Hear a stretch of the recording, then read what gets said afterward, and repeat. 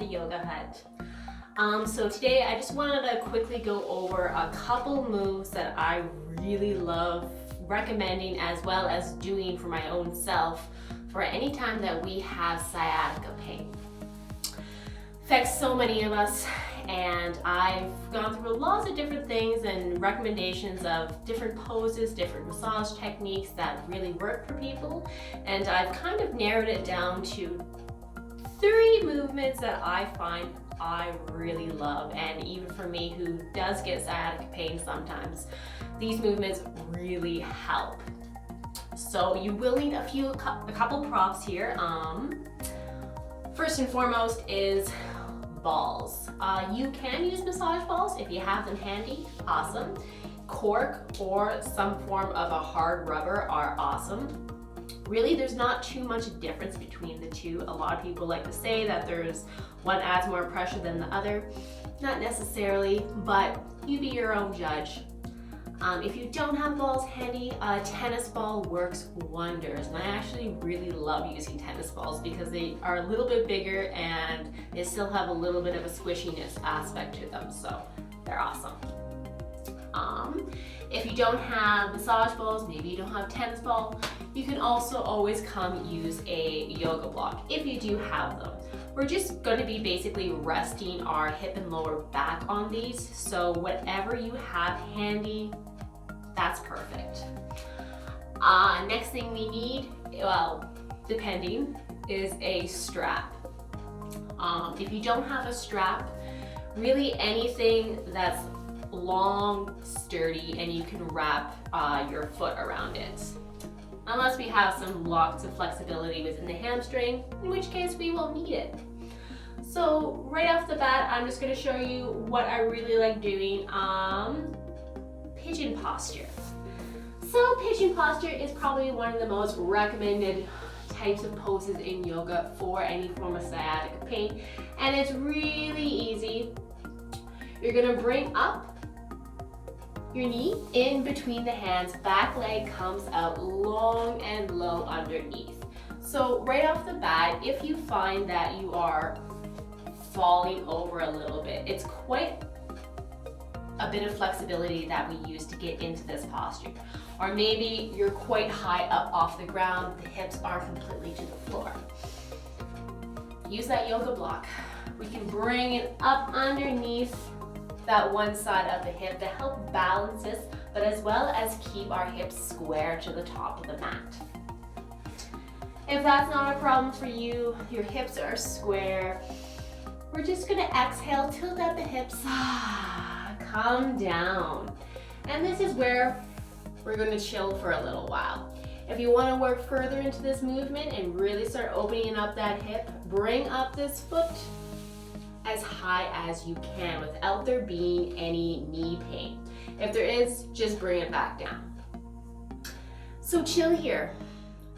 You can start this on the side in which is really giving you grief, but I always recommend do both sides. Even if one isn't really doing anything to you right now, we always want to create balance within the practice. So absolutely go for it. So hang on here for as long as you need to. Maybe that's just a couple minutes, maybe that's 10. The longer, the better.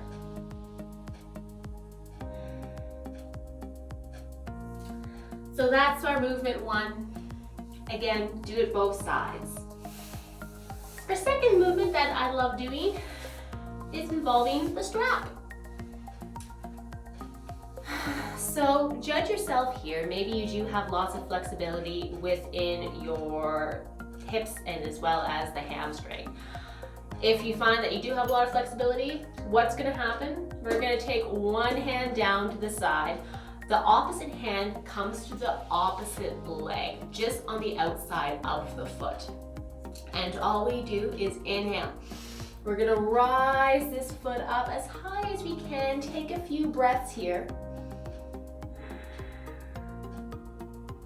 And exhale. We're gonna bring this leg across the other. Make sure we're not putting too much pressure on this hand. We're still sitting nice and straight here. So this is it. This is the movement. And you're immediately gonna feel this all along that IT band. So again, if you don't have quite that flexibility range, fine, that's perfect. We're gonna take a little strap, wrap a loopy end around that foot, and same sort of motion, ground down through this one hand, and then we're gonna bring up this foot, but using the strap this time to create some space. And then slowly exhale it across. So this is it. Again, you can come back and forth, bring the foot back to center, maybe pull it up a little bit higher, and then come back over. Do this or hold this for as long as you're able. The longer, the better. When you are done here, you're holding it out to the side, finish this off by coming to the front and just try to find a little bit of height here. Pause, hold for several breaths.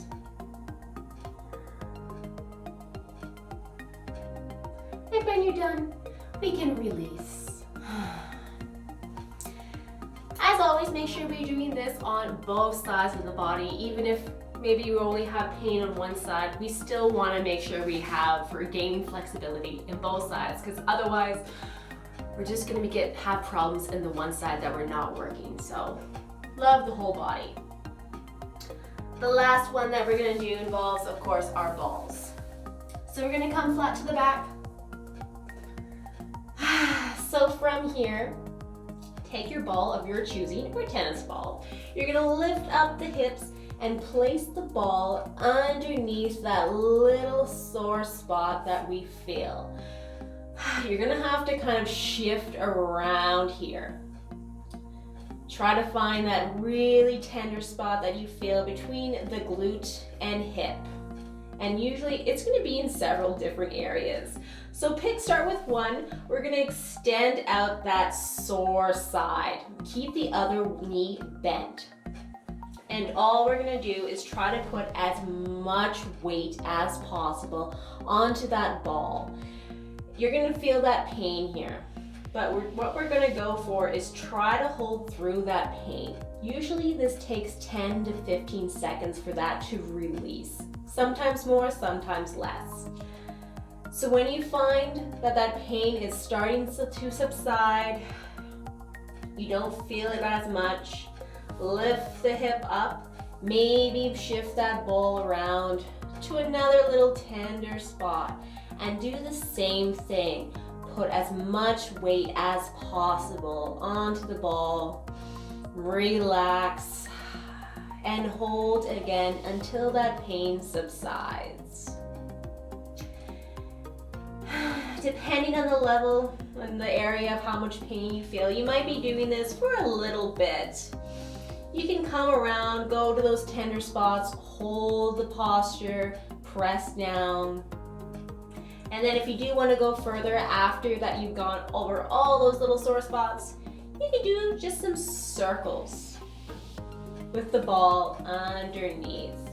But really what you're going for is just that pressure downwards.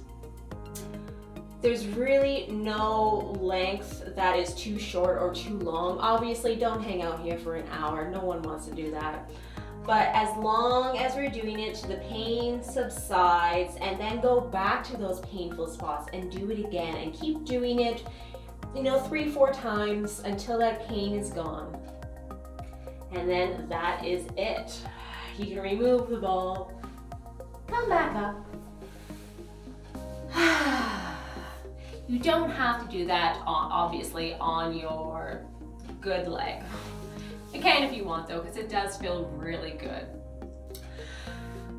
So those are my little tricks that I love doing to help relieve some of that pain. I find it works really well.